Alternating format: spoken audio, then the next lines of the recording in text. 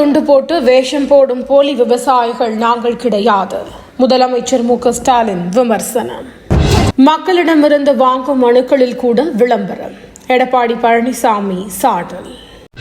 பாஜகவுடனான கூட்டணியில் இபிஎஸ் இறுதி வரை இருப்பாரா என பார்ப்போம். சபாநாயகர் அப்பாவு பேச்சு. விவசாயிகளுக்கு சிபில் ஸ்கோர் அடிப்படையில் கடன் வழங்கும் உத்தரவை திரும்ப பெற வேண்டும். சீமான் கண்டனம். என்டிஏ கூட்டணியை பார்த்து திமுகவினருக்கு தோல்வி பயம் ஏற்பட்டுள்ளது. எல் முருகன் பேச்சு.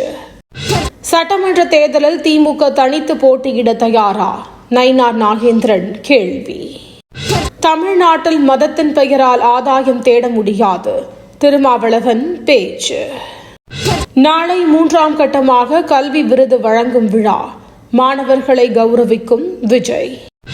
விஜய் எங்கள் வீட்டு பையன், கூட்டணி குறித்து அவரிடம்தான் கேட்க வேண்டும்.